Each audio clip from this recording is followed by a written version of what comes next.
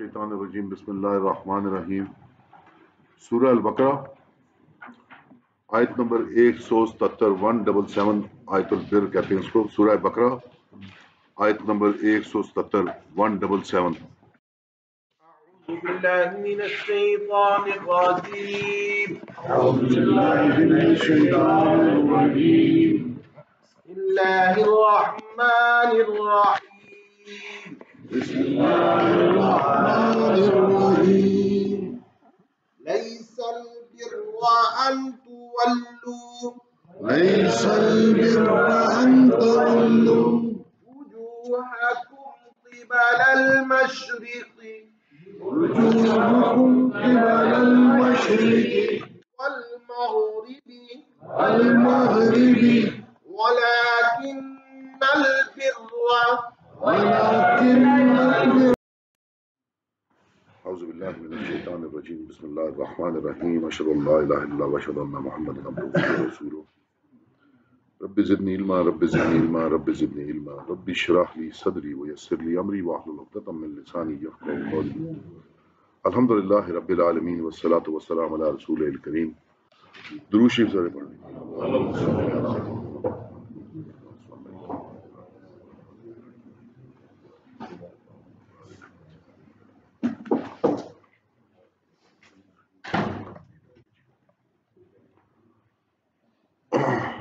بہت زیادہ درخواست ہے توجہ کی. یہ آیت البر اگر ہمیں سمجھ آ جائے اور اس کو ہم انٹرنلائز کر سکیں، اس کو ہضم کر سکیں، اس کو اپنی ذات کا حصہ بنا سکیں، تو دین کی ٹھیک سمجھ اور اسلام پہ چلنا اور اس پہ قائم رہنا استقامت کے ساتھ ہمیں اللہ تبارک و تعالیٰ کی رضا ہر چیز سامنے نظر آ جائے گی. بہت ہی مشہور آیت ہے یہ، اور اس کو آیت البر کہا جاتا ہے کہ نیکی یا اطاعت کی آیت. اور پوری بلڈنگ اسلام کی اس آیت کے اوپر اللہ تبارک و تعالیٰ نے تعمیر کر دی ہے، پوری مکمل بلڈنگ. پچھلی آیات میں تحویل قبلہ کی بات چل رہی تھی، پھر اس کے بعد کتمان حق کی بات آئی کہ یہ جو یہودیوں کے علماء ہیں وہ حق بات کو چھپاتے ہیں کیونکہ وہ جانتے ہیں اندر خانہ کہ یہ قبلہ کی تبدیلی جو ہے یہ ٹھیک ہے، یہودی بھی اور منافق بھی. اور یہ سارا معاملہ بہت بڑا امتحان تھا نبی پاک صلی اللہ علیہ وسلم کی فرما برداری کا. کیوں؟ مہاجرین جب مکہ میں تھے تو کس طرف منہ کر کے نماز پڑھتے تھے؟ بیت اللہ کی طرف نماز کرتے.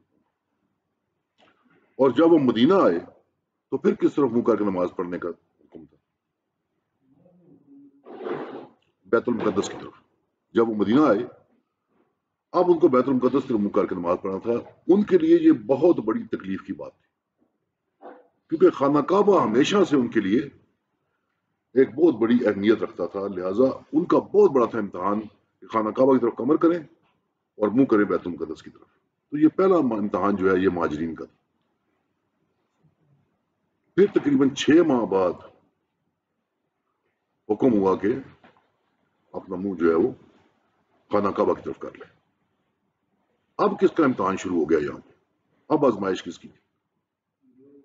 انصار کی، کیونکہ انصار ہمیشہ سے بیت المقدس سے منہ کر کے نماز پڑھتے تھے، تو ان کے لیے بڑی آزمائش تھی. نبی پاک صلی اللہ علیہ وسلم کی اطاعت اور وفاداری کا بہت بڑا یہ امتحان تھا دونوں کے لیے. دوسرا، اس ساری بات سے معاشرے میں بہت بڑی ایک بحث ویسا شروع ہو گیا کہ یار یہ مسلمان کیسے دین پہ ہیں؟ ان کو ابھی تک یہ نہیں پتا تھا کہ ان کا قبلہ کون سا ہے. پہلے یہ بیت المقدس سے منہ کر کے نماز پڑھتے رہے ہیں، اب خانہ کعبہ کی طرف ہو گئے ہیں. یہ کیسے اہل کتاب ہیں کہ اہل کتاب یہودی تو اس بیت المقدس سے منہ کرتے تھے. تو یہ بہت بڑی بحثیں معاشرے میں شروع ہو گئی. تو یہ جو آیات ہیں ایک تو اللہ تبارک تعالیٰ نے ان بحثوں کو ختم کیا کہ یہ بحثیں لاجانی بحثیں ہیں، ان کے اندر مسلمانوں کو اپنا وقت ضائع نہیں کرنا چاہیے ایک طرف، اور ایک بہت ہی اہم نقطے کی بنیاد اللہ تبارک تعالیٰ نے ختم کی یہاں پہ، جو ہم معاشرے میں روز دیکھتے ہیں، ایک مذہبی سائیکالوجی ہوتی ہے، مذہبی ذہنیت ہوتی ہے، اور وہ کسی کی بھی ہو سکتی ہے، کسی بھی مذہب میں ہو سکتی ہے۔ وہ مذہب کو بھول کر جزیات میں پھنس جاتے ہیں۔ جزیات کو کیا کہیں گے آسان لفظوں میں ملک صاحب؟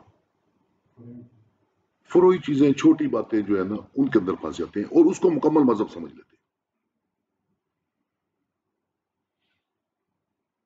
مثال کے طور پہ ہم حج پہ جاتے ہیں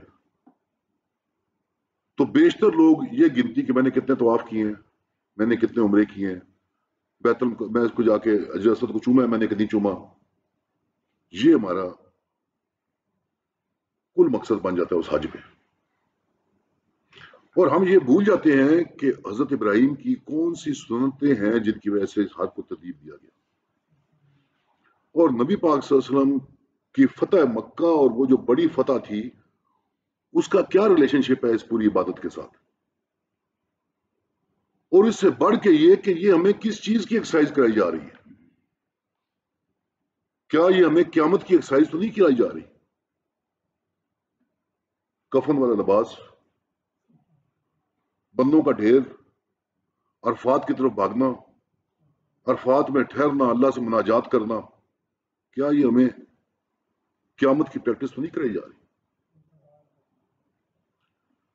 یہ مذہب کی پوری تصویر ہمارے ذہن سے اتر جاتی ہے اور ہم جزیات کے اندر بیٹھ کے پھنس جاتے ہیں۔ اور آسان مثال دیتا ہوں آپ کو، اور یہ بڑی عجیب مثال ہے۔ بہت بڑے بڑے لوگ جن کا نام لینے سے بھی ہماری زبانیں کانپتی ہیں، انہوں نے پوری پوری زندگی یہ کتابیں لکھنے میں گزار دی کہ الحمد شریف پڑھنی ہے کہ نہیں پڑھنی، پانچے اوپر کرنے ہیں کہ پانچے نیچے کرنے ہیں، داڑھی یہاں تک کرنی ہے کہ داڑھی یہاں تک کرنی ہے، جزیات۔ نہ نبی پاک صلی اللہ علیہ وسلم کے اخلاقیات، نہ نبی پاک صلی اللہ علیہ وسلم کے حیا کے سبق، نہ مذہب کی ترتیب، یہ سب چیزیں بھول کے مذہب کے اندر احترام کیا چیز ہے، مذہب کے اندر وقار کیا چیز ہے، مذہب کے اندر حسن ظن کیا ہے، مذہب کے اندر ادب آداب اور شکر گزار ہونے کی کیفیات کیا ہے، سب چیزیں بیان ہوں۔ اور کچھ جزیات کو لے کے ہم جانتے ہیں، میں اس پہ نام لینے کی ضرورت نہیں ہے، ہم فلاں کے پیچھے نماز اس لیے نہیں پڑھیں گے کیونکہ اونچی آمین کہتا ہے، ہم فلاں کے پیچھے اس لیے کھڑے نہیں ہوں گے کہ دعا نماز کے بعد دعا نہیں کرتا، ہم فلاں کے پیچھے نماز اس لیے نہیں پڑھیں گے کہ اذان کے بعد درود شریف نہیں پڑھتا۔ پورا فوکس جزیات پہ۔ اللہ تبارک تعالیٰ نے اس سائیکالوجی کی یہاں پہ بالکل جڑ ختم کر دی کہ جس طرح تم یہ دیکھتے ہو کہ یہودیوں نے بنا لیے پورا مذہب یہ کہ جو بیت المقدس میں نماز کر کے منہ کر کے نماز نہیں پڑھ رہا اس کی نماز نہیں ہوگی، اور دوسرے کہہ رہے ہیں جنہوں نے خانہ کعبہ کے منہ کر نماز نہیں پڑھ رہا نماز، صرف یہی نہیں کی نہیں۔ اس سائیکالوجی کی اللہ تبارک تعالیٰ نے بالکل بنیاد ختم کی ہے اس آیت کے اندر کہ مذہب کے کل پہ نگاہ رکھو، جزیات اہم ہیں پر مذہب نہیں ہے۔ ہر چیز کا ایک مناسب تناسب ہونا چاہیے، ایمان کا، عمل کا۔ اپنی اپنی زندگی میں آپ خود دیکھیں، نوافل کرنا شروع کریں گے تو فرائض بھول جائیں گے، فرائض کے پیچھے لگیں گے تو سنتے بھول جائیں گے، سامنے دو چیزیں آئیں گی، نوافل کو اٹھا لیں گے، فرض کی پرواہ نہیں ہوگی۔ ہم جس معاشرے میں ہمارے لیے بڑا آسان ہے، فرض نماز کی اہمیت ہم سب جانتے ہیں، جنازے کی فوقیت ہم سب کو پتہ ہے، فرض کفایہ اہم ہو گیا اور فرض پیچھے چلا گیا۔ یہ جو مینٹلٹی ہے مذہب کی، اللہ تعالیٰ نے اس مینٹلٹی کی پہلے ہی آیت کے اندر بالکل بجا ختم کر دی کہ ایک تناسب ہونا چاہیے، ایک سینس آف بیلنس ہونا چاہیے. یہ نہیں کہ جو چھوٹا موٹا تھوڑا بہت میں سمجھتا ہوں اس کو میں پورا مذہب سمجھ لوں. میں کہوں یہی مذہب ہے. اس سے ہٹ کے جو کوئی کام کر رہا ہے یا وہ کافر ہے یا وہ فلانا ہے یا وہ فلانا ہے یا وہ فلانا ہے. یہ نہیں. اس ساری چیز کو اللہ تعالیٰ نے شروع سے ہی بالکل کچل کے رکھ دیا اور اللہ تعالیٰ نے فرمایا کہ دین کے اندر ایک سینس آف پروپورشن ہونی چاہیے، تناسب کا کوئی خیال ہونا چاہیے، ایک بیلنس کے ساتھ چلنا چاہیے. اللہ تعالیٰ فرماتا ہے اعوذ باللہ من الشیطان الرجیم لیس البر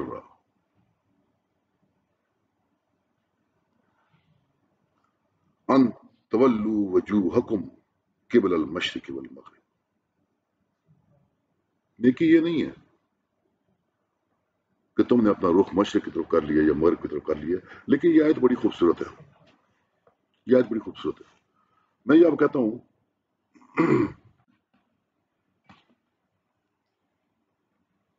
اس گلاس کو دکھا کے میں آپ کہتا ہوں جی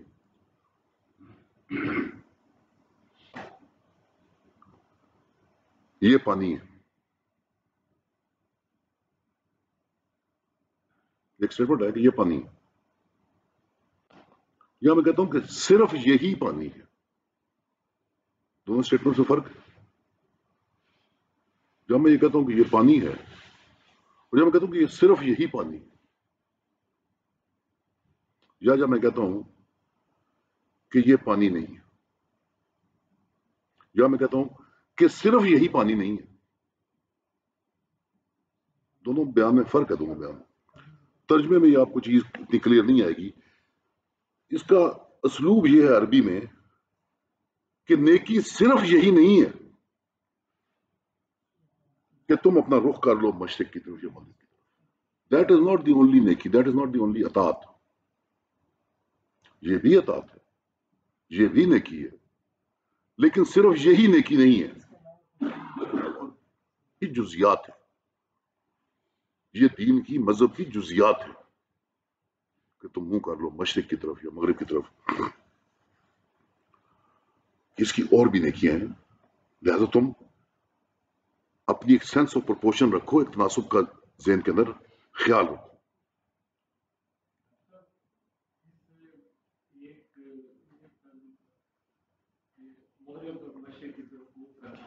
نماز کی ایک نیکی صرف یہ نہیں ہے کہ تم نماز ہی پڑھو، یہ باقی ساری چیزیں بھی اس میں شامل ہیں. آپ یہ بھی کہہ سکتے ہیں اصل میں مشرق و مغرب کی بہت بڑی بیک گراؤنڈ ہے، بہت بڑی بیک گراؤنڈ ہے کہ یہ صرف یہ معاملہ نہیں تھا کہ یہودی منہ جو ہے وہ مغرب کر رہے تھے اور عیسائی جو ہے مشرق. صرف یہ معاملہ نہیں تھا. تاریخی طور پر جہت کو بذات خود شرک کے لیے کھڑا کیا گیا. مشرق کو سورج کے ساتھ ریلیٹ کر کے اور مغرب کو سمندر کے ساتھ ریلیٹ کر کے یہ بہت بڑی پورا ایک فلسفہ پیچھے چل رہا تھا پورا. تو یہ پورا شرک کا ایک سبجیکٹ چلتا رہا. یہ بھی تھا جو آپ کہہ رہے ہیں، وہ بھی تھا یہودیوں کا، عیسائیوں کا وہ بھی معاملہ تھا. لیکن ایک پورا شرک کا ایک پورا نظام اس کے پیچھے چل رہا تھا. اس پہ نماز بھی ہے، ادروائز بھی ہے کہ ہم جس طرح بھی رخ کریں اللہ وہاں موجود. تو تم اگر یہ سمجھ رہے ہو، مثال میں آپ کو دے رہا ہوں، تم اگر یہ سمجھ رہے ہو کہ جب تم نماز میں کھڑے ہوگے تو ہی تمہیں محتاط رہنا ہے کہ یہی نیکی ہے، تو یہ معاملہ غلط ہے. تم جس طرح بھی رخ کرو گے اللہ تو موجود ہے، 24 گھنٹے اللہ موجود ہے. ضروری کہ تم نماز میں ہو یا نماز میں نہ ہو. تو یہ ساری اس کی ڈفرنٹ پرموٹیشنز اس کی مختلف کہ ہر سمت جو ہے وہ اللہ کی ہے. پھر اس کے بعد ہم ذرا بات کرتے ہیں اس کے اوپر کہ اللہ نے یہ البر لفظ کیوں استعمال کیا. البر جو ہے جی بر سے آتا ہے، جس کا مطلب ہے خشکی، لینڈ. اور اس کا متضاد آتا ہے، اس کا اپوزٹ آتا ہے بحر، سمندر. اب زمین اور خشکی اور سمندر کے دونوں کے آپس میں تقابل میں کون سی چیز میں استحکام زیادہ ہے، کون سی چیز مستحکم زیادہ ہے اور کس کے اندر تلاطم زیادہ ہے؟ زمین پہ استحکام ہے، یعنی کہ نیکی استحکام لے کے آتی ہے آپ کی زندگی میں اور آپ کے مقاصد میں، کہ وہ زمین کی طرح ہے، جبکہ اس کا الٹ باہر ہے جس کے اندر تلاطم ہے اور تو نیکی بذات خود خیر اور استحکام ہے. یہ نہیں ہے کہ یہ موسمی چیز ہے، آج اس میں استحکام ہوگا کل نہیں ہوگا. یہ ایک مستقل چیز ہے نیکی جو ہے، یہ ایک مستقل رویہ ہے. یہ ہمیں اپنے اندر انٹرنلائز کرنا پڑے گا. نیکی ایک مستقل رویہ ہے. یہ نہیں ہے کہ آج موڈ ہے تو آدھا گھنٹہ نیکیاں کر لیں گے اور اس کے بعد پھر اپنے ہم. نیکی ایک مستقل چیز ہے، اس کے اندر استحکام ہے، ٹھہراؤ ہے. اور ایک اور چیز بڑی غور طلب ہے یہاں پہ، اللہ تبارک و تعالیٰ لیس البر، بر کا مطلب ہے نیکی یا اطاعت.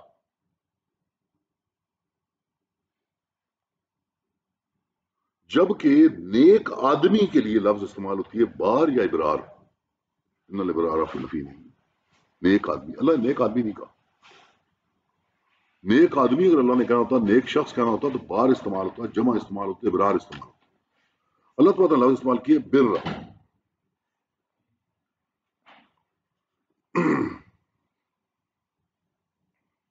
نیکی کوئی فرد نہیں ہے، اطاعت کوئی فرد نہیں.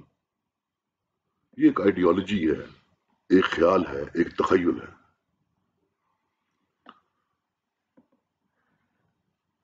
اگر تم نیکی کو، اطاعت کو دیکھنا چاہتے ہو، اگر تم دیکھنا چاہتے ہو کہ وہ نیکی کیا ہے، تو پھر وَلَٰكِنْ بِرَّ مَنْ آمَنَ، تو اس شخص کو دیکھ لو. اگر تم دیکھنا چاہتے ہو کہ نیکی کیا ہے تو پھر اس شخص کو دیکھ لو جس شخص کا ہم تمہیں ایکسپلین کرنے لگے ہیں کہ اس شخص کی خصوصیات کیا ہے. یہاں پہ تو نیسل اطاعت یا نیکی یہ نہیں ہے. اب تم اگر نیکی کو دیکھنا چاہتے ہو کہ نیکی کی شکل کیا ہے تو پھر اس شخص کو دیکھ لو جس شخص کی آگے ہم تمہیں تفصیل بتانے لگے ہیں کہ نیکی کیا ہوتی ہے. نیک شخص نہیں فرمایا. اللہم اجعلنا من المتقین.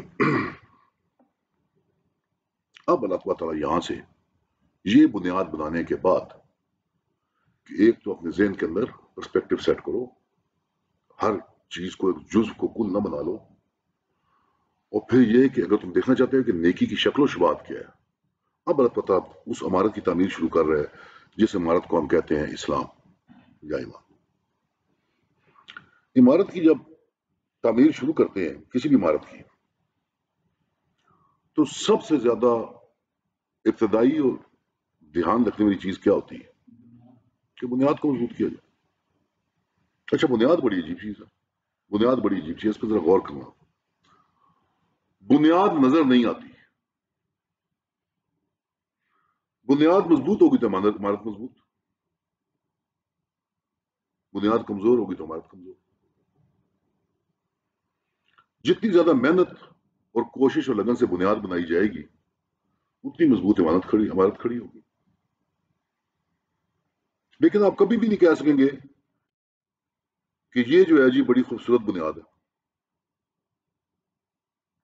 بلڈنگ کے بارے میں آپ کہہ سکتے ہیں بڑی خوبصورت بلڈنگ کھڑی ہے، بڑا خوبصورت گھر ہے، بڑی خوبصورت دکان ہے، بڑا خوبصورت شاپنگ پلازا کھڑا ہو. درخت ہے، آپ درخت دیکھتے ہیں کہتے ہیں بڑا اونچا، بڑے خوبصورت پتے ہیں، بڑا اچھا پھل دے رہا ہے. لیکن وہ کیوں کھڑا ہوا ہے؟ وہ کس بنیاد پہ کھڑا ہوا ہے؟ جڑ کی بنیاد پہ کھڑا ہوا ہے.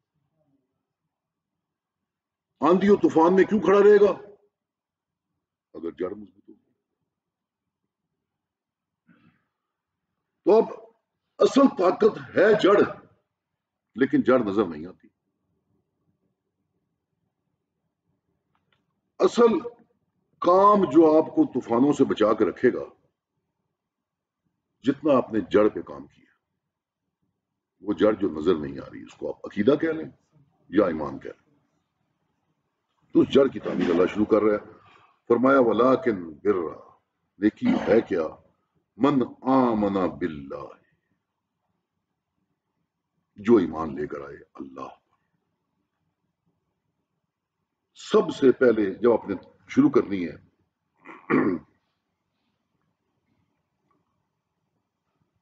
ایک بات یاد رکھیں کہ یہ آیت جو ہے یہ ایمان کے بارے میں نہیں ہے. آیت البر جو ہے وہ ایمان کے بارے میں نہیں ہے، وہ نیکی اور اطاعت کے بارے میں. لہذا اس کی ترتیب نیک بننے اور اطاعت گزار بننے کی ترتیب ہوگی. اس کو ایمان کی ترتیب کے ساتھ نہ کنفیوز کریں، اس کی ترتیب کچھ اور ہے، کیونکہ یہ بات کر رہی ہے نیکی کی، نیک آدمی کی، اطاعت گزار آدمی کی، اور یہ ترتیب نیکی کے لیے بہت اہم ہے.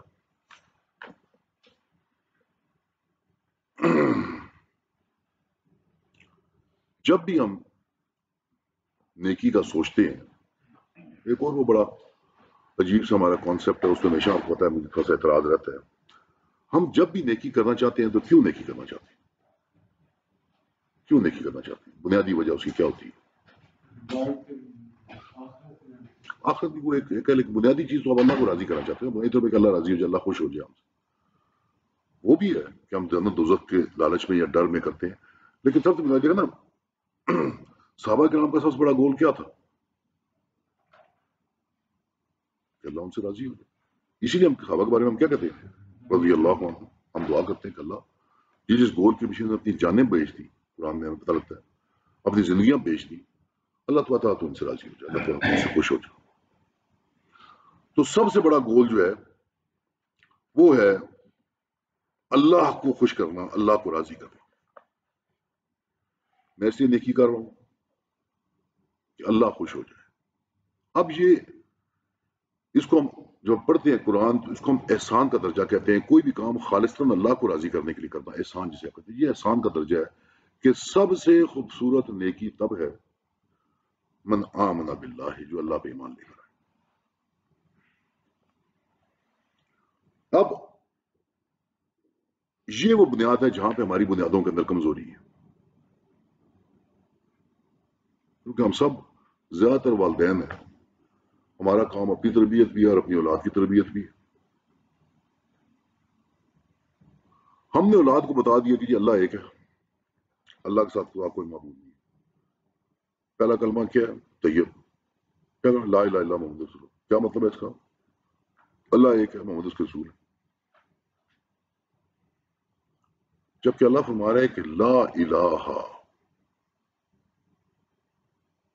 قطعاً کوئی الہ نہیں ہے. الہ میں نے پہلے بھی آپ کو ایکسپلین کیا تھا، کوئی ایسی ہستی یا ایٹریبیوٹ یا صفت جس کے سامنے آپ وہی کیفیت اختیار کریں جو اللہ کے سامنے اختیار کرنی چاہیے، اس کو وہ اہمیت دیں جو اللہ کو دینی چاہیے.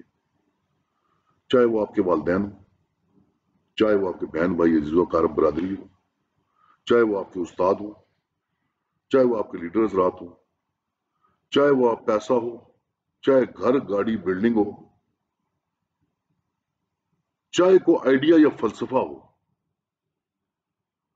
کیا زندگی گزارنے کا کوئی رستہ یا سوچ ہو، یہ سب الہ ہے. یہ سب الہ. اپنا نفس بھی کئی دفعہ الہ ہے. ادھر اذان ہو رہی ہے، پتہ ہے کہ حکم آ گیا میری حاضری کا، اور میں بیٹھا ہوں آرام سے کہ چلو یار کوئی نہیں بعد میں پڑھ لیں. نفس بھی الہ ہے. سب سے پہلے پتہ ہے فرمایا کہ لا الہ، کوئی الہ نہیں الا اللہ. نیکی کرنی ہے، سب سے خوبصورت نیکی کرنی ہے تو بنیاد کو مضبوط کرو، اس میں اللہ پر ایمان کو مضبوط کرو، اللہ کی توحید کو مضبوط کرو، خود بھی اور اپنی اولاد کی تربیت میں بھی. یہ ہے پہلا قدم کہ سب سے پہلے اللہ پہ اپنا یقین پختہ کرو، اخلاص کے ساتھ اللہ تبارک و تعالیٰ کے لیے نیکیاں کرو، احسان کا درجہ، تاکہ صرف اللہ کی رضا کے لیے. پہلے بھی میں نے آپ سے عرض کیا، اقبال کا بڑا خوبصورت شعر ہے، میری زندگی کا مقصد تیرے دی کی سرفرازی، میں اسی لیے مسلمان میں اسی لیے نمازی ہوں. یہ باقی سب جزوی چیزیں ہیں. مقصد یہ ہے کہ مالک تو خوش ہو جائے. تو میری نمازوں سے خوش ہے تو میں نمازیں پڑھ رہا ہوں. تو نے مجھے کہا کہ مسلمان ہو جاؤ، خوش ہو جاؤں، میں مسلمان ہو گیا. مقصد یہ ہے کہ مالک تو خوش ہو جائے. تو یہ ہے بنیاد، سب سے زیادہ وقت لگانے کی چیز، کہ آپ کو سمجھ آ جائے کہ لا الہ الا اللہ.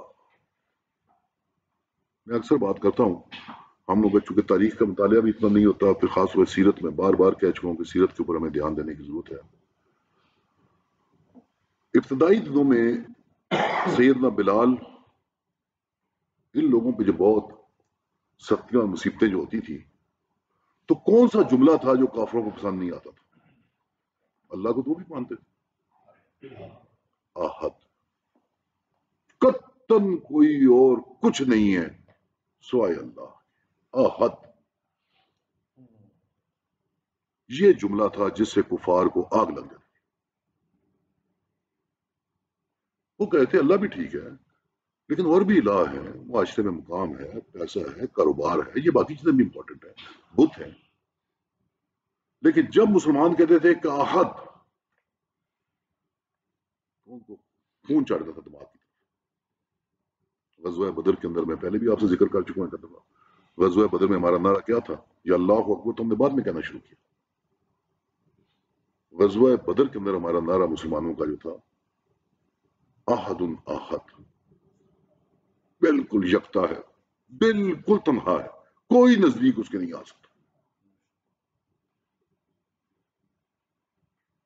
دنیاوی خداؤں کی تو حیثیت ہی کوئی نہیں ہے، رشتوں کی تو کوئی جان ہی نہیں ہے. ماں باپ، بہن بھائی، کاروبار، پیسہ، سیاسی لیڈر، سرداران، فلسفے، آئیڈیے، اور یہ چیزیں آپس میں بہت بندھی ہوئی ہیں. یہ چیزیں آپس میں بہت بندھی ہوئی ہیں. اکثر آپ نے سنا ہوگا، آگے جا کے اس کو ہم مزید تفصیل سے دیکھیں گے، اکثر آپ نے سنا ہوگا کہ یار کیا دکے اندوسی باتیں کر رہے ہو. یہ قرآن، یہ احکامات 1500 سال کے اس ماحول کے مطابق ہیں جس ماحول میں نبی پاک صلی اللہ علیہ وسلم آئے. یہ ہم کیوں کہتے ہیں؟ ہم اللہ کو نہیں جانتے کہ یہ کتاب من جانب اللہ ہے، یہ کتاب اللہ نے بھیجی ہے. اللہ کو نعوذ باللہ اس وقت میٹرک میں نہیں پڑھ رہا تھا. اللہ خالق ہے جو قیامت تک کے معاملات جانتا ہے. وہ جانتا تھا کہ آخری سال 1500 ہیں، 2000 ہیں، 2500 ہیں، یہ کتاب ان معاملات کے لیے کافی ہے. کیوں؟ بنیاد ہلتی ہے. جب اللہ پہ آپ کا ایمان کامل ہو جائے گا تو پھر یہ سوال، یہ چیزیں آپ کے ذہن میں اٹھیں گی.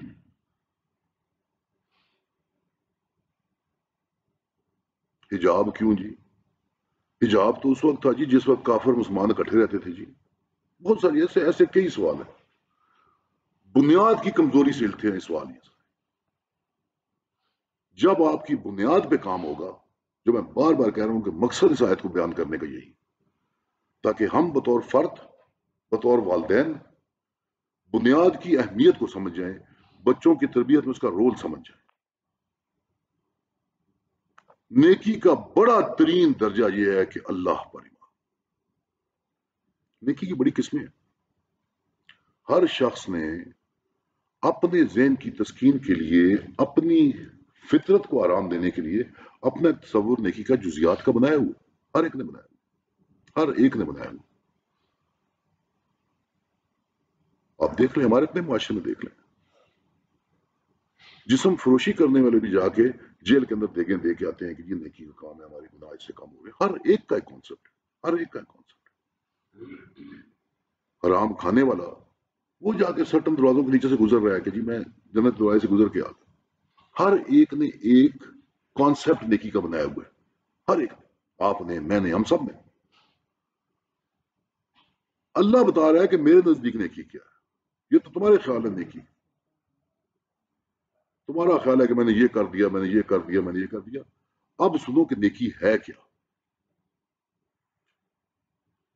جب تک نیکی کی بنیاد میں مضبوط ایمان اللہ پر نہیں ہوگا تو وہ خوبصورت نیکی نہیں ہوگی، وہ احسان کے درجے کو نہیں پہنچ سکتی. تو سب سے پہلے تو رب کو پہچانو. والیوم الآخر، یہ بڑی خوبصورت بات ہے. یوم الآخر کیا ہے؟ آخر کا دن کیا ہے؟ اگر میں جنت میں جانے کے لیے نیکی کرتا ہوں تو میں غلط کر رہا ہوں. اگر میں جنت میں جانے کے لیے نیکیاں کر رہا ہوں تو کیا میں غلط کر رہا ہوں؟ اگر میں دوزخ سے بچنے کے لیے نیکیاں کر رہا ہوں تو میں غلط کر رہا ہوں. تو یہ ریزن بھی ٹھیک ہے، لیکن اس کے وہ درجہ نہیں ہے جو خالص اللہ کے لیے. تو اللہ نے اس کو دوسرے درجے پر رکھا. ریزن یہ بھی ٹھیک ہے نیکی کرنے کا، تو تم جنت میں جانے کے لیے نیکی کرو، دوزخ سے بچنے کے لیے نیکی کرو، آخرت پہ یقین رکھتے ہو، یہ بھی اچھا ریزن ہے. لیکن اس کا درجہ وہ نہیں ہے جو اللہ کی رضا کے لیے، اللہ کی خوشنودی کے لیے کرنے کا درجہ.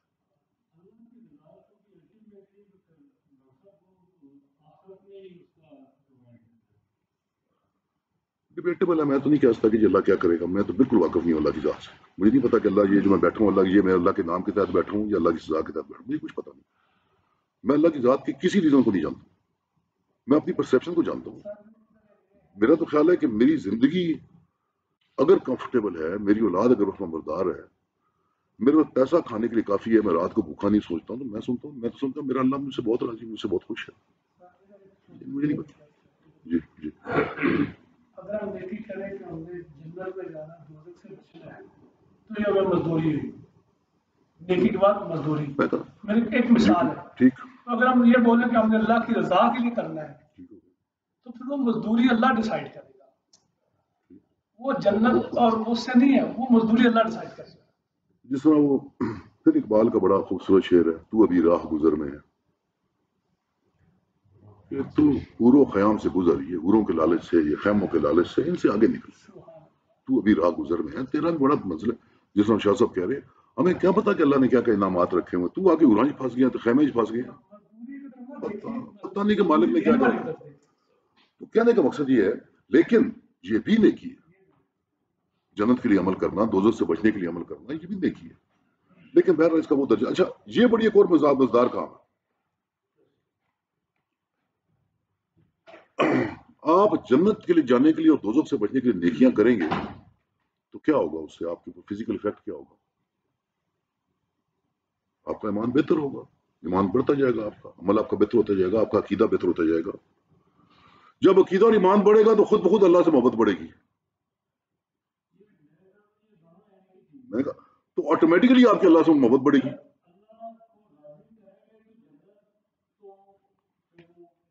جی میں نے آپ سے کہا نا کہ جب اللہ سے محبت بڑھے گی تو پھر خالص آپ اللہ کے لیے کام کرنا شروع کریں گے، عمل بھی آپ خالص اللہ کے لیے کرنا شروع کر دیں گے. یہ بھی الٹیمیٹلی آپ کو دوسرے راستے سے لے وہیں جائے گی. لیکن میں نے آپ کو کہا نا کہ ترتیب نیکی کی ہے. جو پہلے فوری اللہ سے اللہ خالی کرنا چاہتا ہے تو وہ احسن درجے سے کر رہے ہیں. جو اس راستے سے آنا چاہتا ہے بات وہ بھی نیکی کی ہے. چلا جائے گا اللہ تعالیٰ، بات وہ بھی نیکی کی ہو جائے گی. الملائکۃ، اور فرشتے. فرشتوں پہ ایمان کہ یہ اللہ کے مخلوق ہے، پاک مخلوق ہے، اللہ کے حکم کے پابند ہیں، اللہ کے احکامات لے کے آتے جاتے ہیں. اور یہ بنیاد کو مضبوط کرنے کے لیے کیوں ضروری ہے؟ کیونکہ ہم جانتے ہیں کہ فرشتوں کے اوپر کئی دفعہ شرک ہوا ہے دنیا میں، تاریخ میں، آج بھی ہو رہا ہے. فرشتے کبھی اللہ کی بیٹیاں ہیں، کبھی فرشتوں کے یہ نام ہے، کبھی فرشتوں کو اٹھا کے نعوذ باللہ اللہ کے برابر کھڑا کر دیا گیا. کبھی یہ سمجھا گیا کہ فرشتے نعوذ باللہ اللہ کی مرضی کے خلاف سفارش کر سکتے ہیں. یہ تاریخ بھری پڑی ہے اس بات سے، آج بھی یہ معاملات چل رہے ہیں. تو فرشتوں کی جو جائز جگہ ہے اس کو، اور یہ تینوں کا ایک کمپلیکس رتبہ کا ذکر فرمایا، الملائکۃ والکتاب والنبیین، کہ یہ تینوں کا ایک کمپلیکس ہے. جب فرشتوں پہ تمہارا اعتقاد ٹھیک ہو جائے گا، تمہارا ایمان ٹھیک ہو جائے گا، سمجھ ٹھیک ہو جائے گی، تو تمہیں پھر کتاب کا معاملہ بھی سمجھ آ جائے گا، کتاب پہ تمہارا یقین. اور یہ ہے بہت بڑی کمزوری. جیسے میں نے آپ سے کہا کہ کلمے کے اندر ہماری ایک کمزوری یہ ہے کہ ہم لا الہ کو بھول جاتے ہیں اور اللہ پہ ہمارا فوکس رہتا ہے، اور لا الہ کی بڑی اہمیت ہے، تبھی پہلے آیا. اسی طرح ہم کتاب میں فرشتوں کا کنیکشن بھول جاتے ہیں. ابھی میں نے آپ کو مثال دی جو سوال ہمارے ذہن میں اٹھتے ہیں. اگر ہمارا یہ یقین ہو کہ یہ کلام اللہ کا ہے اگر ہمارا یہ پختہ یقین ہو کہ یہ اللہ کا کلام ہے تو پھر وہ لاجانی سوال ہمارے ذہن میں اٹھے جو ہمارے ذہنوں میں اٹھ رہے کہ پہلے یہ تھا جی، اب یہ تھا جی، یہ ہو گیا جی، وہ ہو گیا. اگر ہمیں یہ یقین ہو جائے کہ یہ کلام اللہ تبارک و تعالیٰ کا ہے جو اس کے نہایت ہی فرمانبردار اور ایماندار فرشتوں نے بہت ہی پاک و فرمانبردار دل پہ نازل کیا اور یہ امانتاً محفوظ ہے قیامت تک،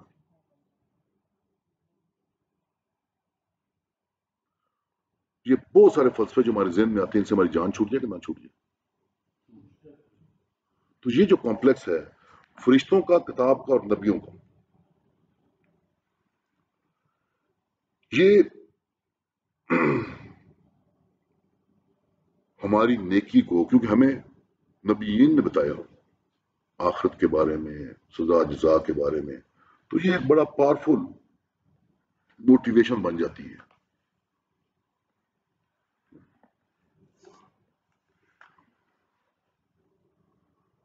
آپ جانتے ہوں گے، پڑھا ہوگا تاریخ میں آپ نے، کہ اسلام سے پہلے جو طواف ہوتا تھا خانہ کعبہ کا، سب سے افضل طواف کون سا تھا؟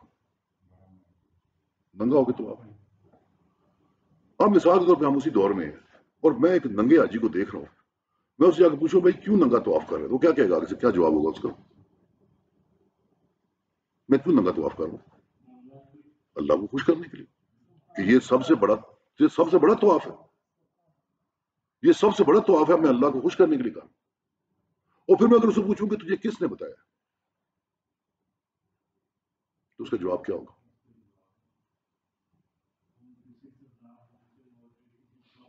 ماں باپ کو کرتے دیکھا ہے، مولوی صاحب نے بتایا تھا. اسی چیز کو ریورس کر کے اپنے پہ لے آئے. جو ہم کر رہے ہیں، اگر میں ہم سے پوچھوں کہ تم یہ کیوں کر رہے ہو تو میں کہوں گا اللہ کو راضی کرنے کی. اور میں ہم سے ہی پوچھوں کہ تمہیں کس نے بتایا کہ اس سے اللہ خوش ہوتا ہے؟ ابو جان نے. نہیں، میں اس کی مائنس کر رہا ہوں، ابا جان نے بتایا. ہمارے خاندان میں یہی ہوتا تھا جی، ہمارے بڑے بزرگ یہی کرتے تھے. لیکن ہمارے پاس ایک کمپلیکس موجود ہے مسلمانوں کے پاس کہ ہمیں نبی نے بتایا ہے، نبی نے اس کتاب کے ذریعے میں بتایا ہے، یہ کتاب فرشتوں کے ذریعے ڈائریکٹ اللہ سے ہم تک پہنچی ہے. تو ہمارے پاس غلطی کی گنجائش نہیں ہے، کیونکہ ہمیں کتاب جو بتا رہی ہے، وہ کتاب جو مالک نے ایک میکنزم کے تھرو ہم تک پہنچائی ہے، ہمیں اس کتاب نے بتایا کہ یہ نہیں. اللہ کس بات سے خوش ہوتا ہے، اللہ کیا چاہتا ہے، اس کے دو ہی طریقے ہیں. یا تو آپ کا تخیل، انسان کا تخیل کوئی آسان لفظ ہے، سوچ یا تصور کہتے ہیں، یا کوئی ہدایت دینے والا آ کے بتائے. دو ہی طریقے ہیں کہ اللہ کس چیز سے خوش ہوتا ہے. ہدایت دینے والے کا پھر یہ پورا ایک کمپلیکس ہے، فرشتے، کتاب اور پیغمبر، یہ پورا ایک کمپلیکس ہے. کیا آپ کو پتا ہے کہ جناب ہمیں اللہ کی کتاب کے ذریعے نبی پاک صلی اللہ علیہ وسلم نے یہ بتایا کہ یہ اللہ کی خوشی کا طریقہ ہے. اس سے کیا ہوتا ہے، کبھی اس کو یہ بھی سوچیں آپ، کبھی اس کو محسوس کریں. اگر یہ یقین آپ کا پختہ ہو جائے گا، طریقہ کال بھی میرے ذہن سے آ رہا ہے، اگر یہ یقین آپ کا پختہ ہو جائے گا، آپ کی ڈائریکٹ کمیونیکیشن اللہ کے ساتھ شروع ہو جائے گی. اللہ کا کلام ہے، آپ کی ڈائریکٹ کمیونیکیشن اللہ کے ساتھ شروع ہو جائے گی. اللہ تعالیٰ کیا فرماتے تھے کہ جب میں چاہا تھا کہ میں یہ سنوں کہ اللہ کیا فرماتا ہے، قرآن کھولا، اور جب میں یہ چاہتا تھا کہ میں اپنی اللہ کو سناؤں تو میں کیا کرتا تھا، میں نماز پڑھتا.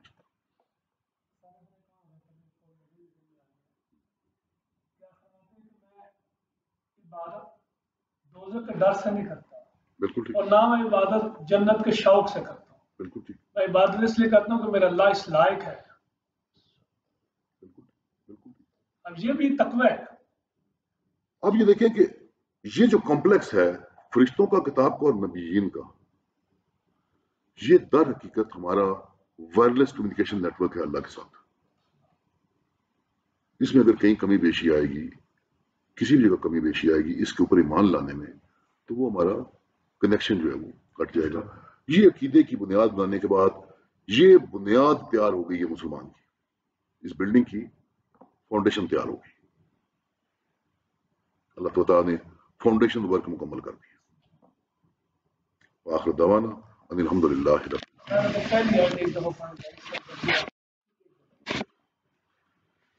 اعوذ باللہ من الشیطان الرجیم بسم اللہ. لیس البر ان تولوا وجوہکم قبل المشرق والمغرب ولكن البر من آمن باللہ والیوم الآخر والملائکۃ والکتاب والنبیین.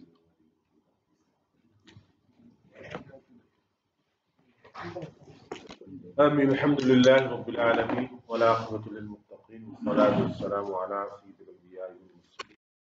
ربنا ظلمنا أنفسنا وإن لم تغفر لنا وترحمنا لنكونن. ربنا لا تزغ قلوبنا بعد إذ هديتنا وهب لنا من لدنك رحمة إنك أنت الوهاب. اللہ اس کو پرسنوں کو معاف فرما، اس کو اپنی بارگاہ کے اندر قبول منظور فرما اور عمل کرنے کی توفیق عطا فرما. اے اللہ تو ہمارے صغیرہ کبیرہ گناہوں کو معاف فرما. یہ مسلمان پریشان حال ہیں، اللہ کی پریشانیوں کو دور فرما. یہ مسلمان بیمار ہیں، اللہ انہیں صحت عطا فرما. یہ مسلمان وفات پا گئے، اللہ ان کے سائر کو معاف فرما، قبر کی منازل کو آسان فرما. یہ جنت کے دوست میں اعلیٰ مقام عطا فرما. اللہ جن لوگوں نے دعاؤں کے لیے کہا یا چاہا ہے، اللہ ان کی دلی مرادوں کو پورا فرما، مشکلات کو حل فرما، آسانیاں پیدا فرما. اے اللہ تو ہمیں موت کی تیاری کرنے کی توفیق عطا فرما. ہمارا آخری وقت تمہاری زبانوں پر جاری فرما. لا الہ الا اللہ محمد رسول اللہ صلی اللہ تعالی علی رسول محمد وعلی آلہ وصحبہ اجمعین.